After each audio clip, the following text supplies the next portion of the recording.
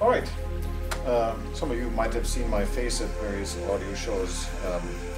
I'm usually in charge or responsible for the part of the playback that involves tone arms, sometimes cartridges, sometimes turntables. Here, I'm very, very happy to find one of my products on Mark's turntable because I think we're on the same page when it comes to many design principles, among them what was talked about before, the isolation of any extraneous energy forces acting upon the system. The cartridge is a motion sensing device, be it of any type you can think of, and it cannot differentiate between being moved from an outside force or the cantilever being moved through tracing the groove. In other words, you want to keep everything and anything away from the cartridge as it traces the groove to make sure that the fidelity is unharmed, unscathed. So in order to achieve this, this arm features a number of somewhat unique design principles incorporated into it. What most people will find kind of unusual is that they're looking at a Tonearm that has a low-slung counterweight, but it is not what you would usually think. A lot of people ask me, is this a unipivot arm? No. It's a principle that involves captive bearings, ball bearings that are preloaded in a different way to achieve unprecedented low friction and stiction figures. Typically, it is less than 2 milligrams that are required to displace the arm consistently, not just arbitrarily, and the mass distribution on the arm makes sure that no external force can actually cause the cantilever to see any deflection. So in order to have a system where shaking the table or any air pressure variations causing the arm to move is prevented, the design makes sure that everything, all forces concentrated on it, will be focused on the central bearing point, not causing the arm to be deflected in any way, shape, or form.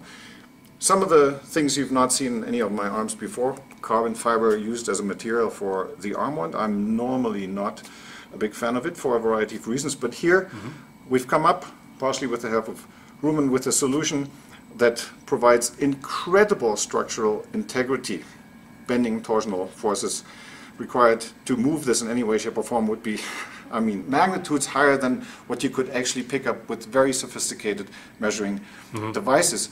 But at the same time, the negative aspects of carbon fiber are not being taken into account, but they're avoided by having a guiding tube inside that has a super low dielectric constant, and also make sure that there are no air column resonances to develop because of the small internal diameter. The arm features interchangeable cartridge mounting plates, so you could change the effective mass of the arm without having to buy a new one or exchange the entire arm wand.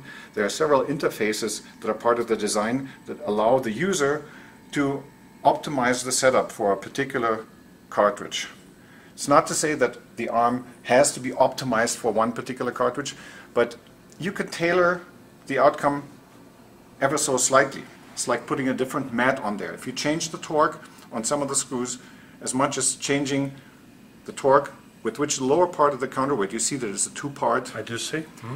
Connected to the upper part, there's an O-ring, a compressible O-ring in there, will change the coupling of mass to the rest of the structure, and therefore the damping. It's an anti-resonator, very simple principle actually.